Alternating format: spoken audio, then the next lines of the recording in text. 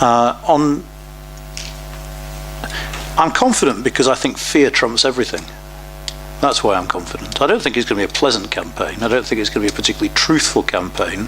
I don't think it's a campaign that's going to touch on a lot of the key issues to do with the EU, but I think it's a campaign that will be marked by either, well, look, it's a horrible organisation, but it will cost us money to stay in, or businesses saying we will leave in our droves. All the car manufacturers. Why would Japanese car manufacturers base themselves in Britain if they have to pay tariffs to trade with the single market? It's fear and uncertainty that will drive the vote, I think. I'm not saying this is going to be a massively uplifting recognition of the imperatives of interdependence and our common European destiny. Not in the least. This is going to be about, well, it's unpleasant, but we're screwed if we don't vote to stay in. I think that will be a very, very powerful message, as we saw in the case of Scotland, actually.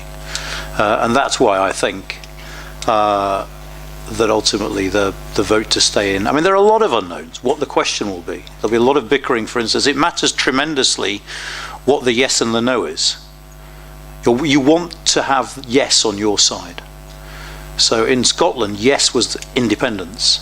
And it made the no campaign negative from the start. And that has a psychological effect.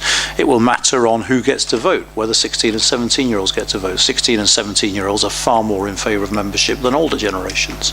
So there are a lot of unknowns. So I'm not saying I'd bet my house on this. What I'm saying is, as far as I can see now, I am pretty relaxed about I think the process will be horrible, but the outcome will be to stay in. Now, going to the other question, which is, are there reasons to leave? Yes. There are whole sorts of reasons to leave. I think the European Union is a political system in the sense that it creates winners and losers. And the winners it creates are generally the winners from globalization, the people who are mobile, the people who are relatively affluent, the people who benefit from, going to give talks in Sweden, whatever it might be. And I think the people who are losers are the people who live in places where there's been industrial decline, where that's been hastened by the EU single market that has meant that there's a cheaper competitor in Germany and your factory shut down. And the EU has done nothing, or next to nothing, for the losers from globalisation. There are token pots of money, be it the structural funds, which Britain hardly gets now anymore anyway, very, very tokenistic social policies, but the bias of European integration is a bias towards the better off in society. And I can see plenty of reasons why people who aren't in that group, feeling a generalised sense of bitterness against the establishment, will vote against. Because actually, if you're in that group, one of the great justifications of European integration has been aggregate economic figures. If we sign up to a digital single market, it will boost GDP by 3%. But if only 1% of the population sees any of the benefit of that 3% boost in GDP, then why the hell should the rest sign up for it? Now, the irony here, of course, is that this isn't an EU question. It's governments that have failed to follow properly redistributive politics and to help those lower down the economic scale. But actually, the EU is part of the problem. Those people who talk in terms of a kind of neoliberal plot are probably going too far, but it does seem to me that most governments in Western Europe, aided by the European Union, have helped the top and forgotten about the bottom. That's why you have such high structural unemployment in France, for instance. That section of the population, well, A, it doesn't vote, so we don't need to worry about it. And B, if everyone else is doing all right, we can generally forget about it. So yeah, I think if you come from a declining region of sort of former industrial strength, you've got every reason to be sceptical about the benefits the EU brings you. So not on the individual base, that I can see on the individual. Yeah. I'm talking about if Britain thinks that, if Britain wrote down the pros and the cons, are there any, as a country, considerable pros to leaving? Not on the individual voter, but as a country. We would be better off because.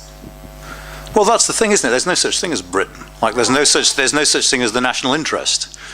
I mean, it's impossible to say Britain would be better off with a Conservative government. I suppose in terms of aggregate data, you might make an argument for that, but actually, that's one of the great implications of the crisis for me, is aggregate data doesn't matter because the wealth is unequally divided. And if the wealth's unequally divided, then who cares? Because, I mean, very much so in Britain, a disproportionate share of any aggregate economic growth goes to the southeast. And if you live in the north of Manchester, it really doesn't touch you. So, I mean, that's why it's deeply problematic. And one of the problems with the debate in Britain is the pro-membership debate is a London debate. It's the corporations.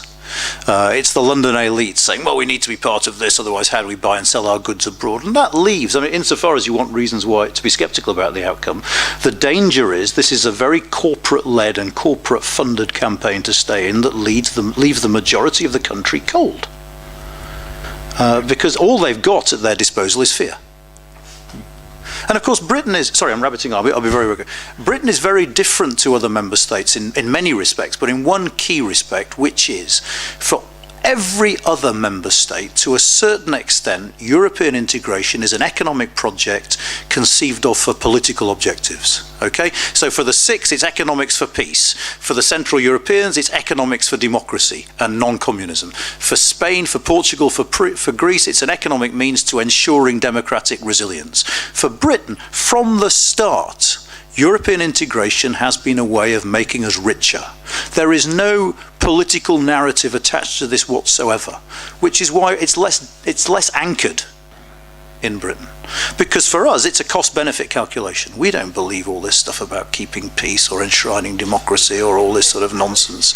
You know, that's for them. That's for the people who lost the war. We won the war. So actually, we don't need external help. And I think that's one of the reasons why we're a lot more prone to do this kind of cost-benefit analysis. And if you do the cost-benefit analysis, you have to do it by region, by social class, by whatever else, because there is no generic answer. As regards the positive case, there isn't one at the moment, and that's the problem. And I think it's a problem for people who support further membership, precisely because a yes to stay in vote based on fear won't resolve anything. Everybody is bored of the politics of there is no choice. And I think, you know, if pro-Europeans want to win this debate, they need to set out a positive case for exit and then reject it, because anything else won't work. And that's a hell of a tall order.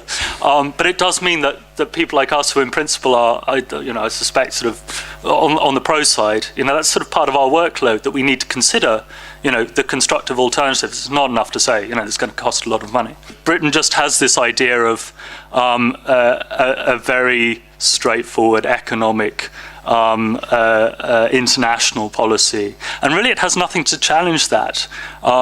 It's essentially treating the EU mentally as a large buffer zone to an unstable Eastern Europe and an unstable Middle East. You know, it is happy for the EU to sort of take the burden there, and there's nothing to challenge it. You know, we Brits may go off and bomb people, but, you know, you've got the refugee problem.